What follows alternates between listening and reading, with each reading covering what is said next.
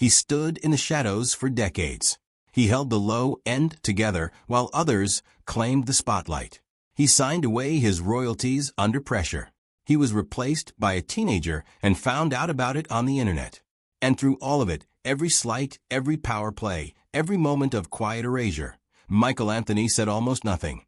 But at 70 years old, the man who anchored one of the greatest rock bands in history is finally talking. And what he's revealing is turning everything fans thought they knew about Van Halen completely upside down. This is not just the story of a bassist in a famous band. This is the story of loyalty weaponized, of creative contributions denied, of a friendship with Eddie Van Halen that curdled into something neither man could fully repair before death made reconciliation impossible. Brace yourself, because once you hear the full picture, you will never listen to Jump or Panama the same way again. To understand what Michael Anthony finally exposed, you first have to understand what he actually contributed, and why his contributions were so easy for others to dismiss. Michael Anthony Sobolewski was born on June 20, 1954, in Chicago, Illinois. His father, Walter Sobolewski, was a trumpet player, and that musical environment planted something in young Michael that would never leave.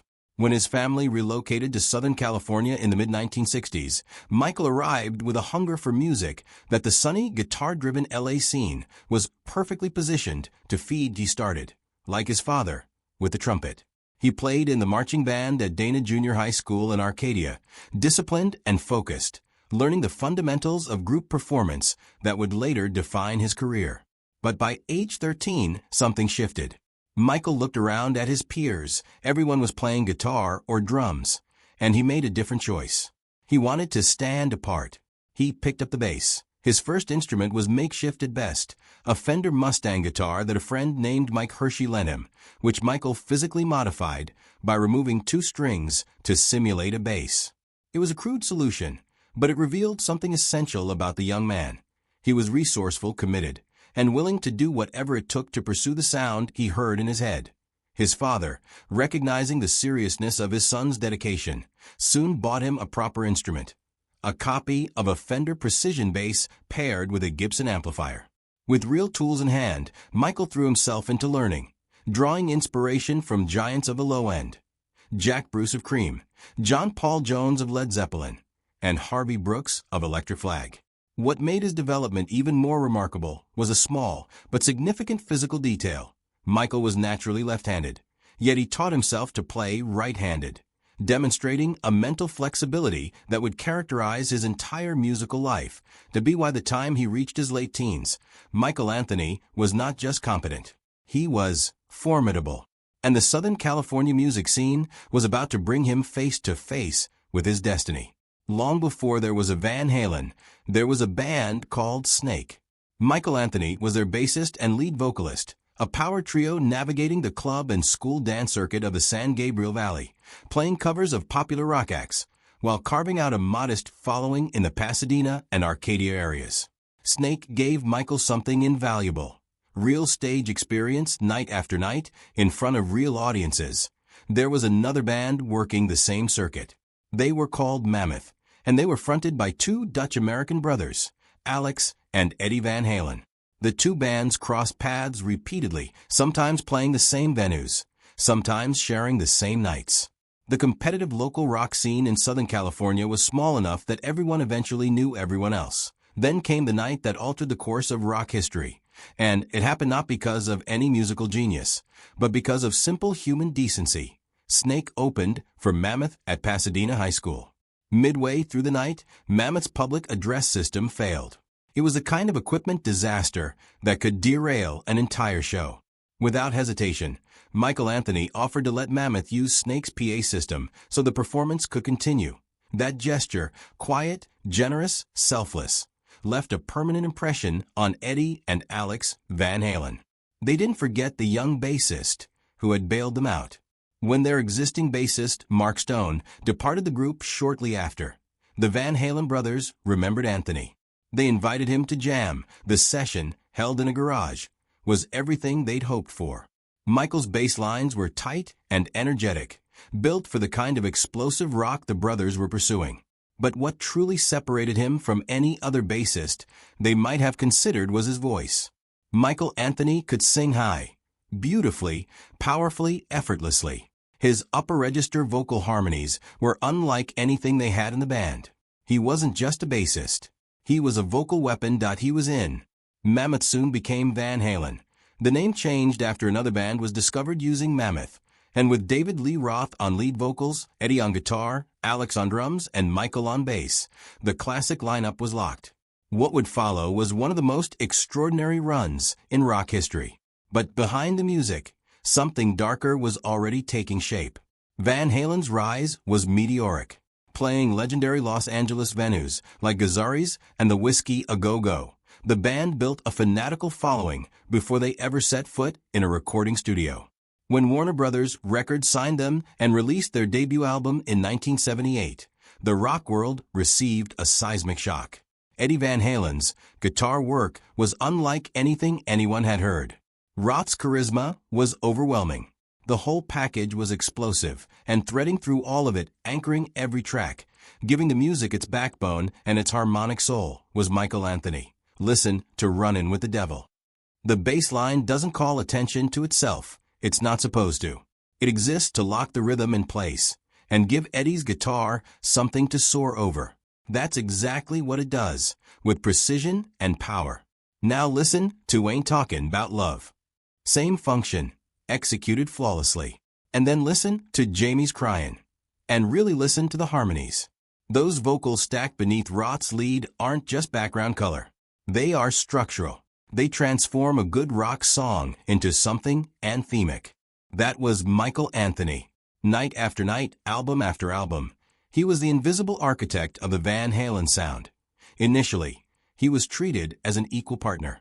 Former manager Noel Monk has confirmed that in the band's early years, Anthony held a legitimate 20% stake in the group's debts and revenues, participated in business decisions, and was part of every significant conversation about the band's direction. He wasn't just an employee. He was a founder, but founders can be pushed out. And in Van Halen, the machinery for doing exactly that was already being assembled, quietly, methodically, and far from the audience's view. By 1984, Van Halen had reached the mountaintop. The album, simply titled 1984, was a cultural phenomenon. Jump, Panama, Hot for Teacher, all ascending into the permanent canon of rock. It would go on to sell more than 10 million copies in the United States alone. It remains one of the most commercially and artistically significant rock records ever made. Michael Anthony's voice is all over that album.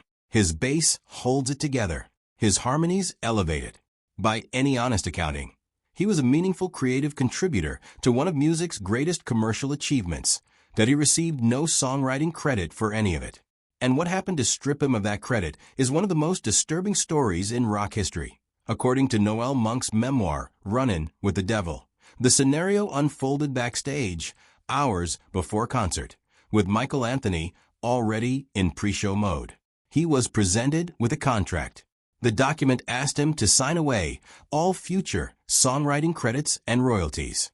Standing over him while he read it were his three bandmates, Eddie Van Halen, Alex Van Halen, and David Lee Roth. Think about that for a moment. Three men, his closest collaborators, the people he had spent years building something with, surrounding him in a confined backstage space, pressing him to sign a legal document on the spot, with no time for counsel, no room to negotiate, and a concert looming in hours that he signed. The contract was retroactive. It didn't just remove him from future earnings, it stripped him of credit and revenue from 1984 itself, despite the fact that his contributions were already embedded in the record. In a single backstage moment, Michael Anthony went from founding partner to contracted performer. His stake in the band's intellectual property was gone. For decades, he stayed silent about it. He was professional. He was loyal. He wanted to protect the band he had helped build. But in later interviews and fan Q&As, Anthony finally confirmed what had happened, that he signed under pressure, that he regretted how the whole situation unfolded, and that his primary motivation had been simple. He wanted to keep playing music with these people. He was willing to sacrifice his financial future to stay in the room. The financial consequences were staggering. Every greatest hits compilation, every licensing deal, every reissue of those legendary albums. Michael Anthony has seen none of it, or at best a fraction.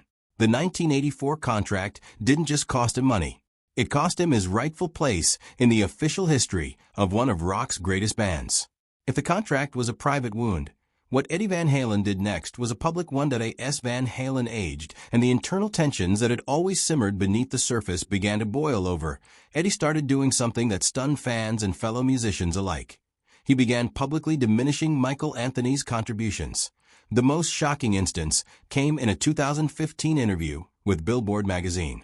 Eddie claimed, on the record, that he had been forced to teach Anthony every single note he played. He implied that without Eddie's direct instruction, Anthony wouldn't have known what to do. The comments were sweeping, dismissive, and, as far as Anthony and many who had worked with the band were concerned, completely divorced from reality. The backlash was immediate. Musicians who had spent years watching Anthony perform were outraged. Fans who had witnessed his precision and vocal power across decades of concerts pushed back hard. The statements felt less like honest musical critique and more like a deliberate act of historical revision, an attempt to rewrite the record and reduce Anthony's legacy before the historical accounts hardened into permanence.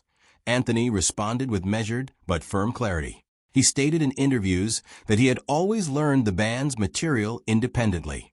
There had been no tutoring sessions. There was no evidence, recorded or documented, of Eddie teaching him how to play. Anthony was direct. The claims were exaggerated at best and fabricated at worst.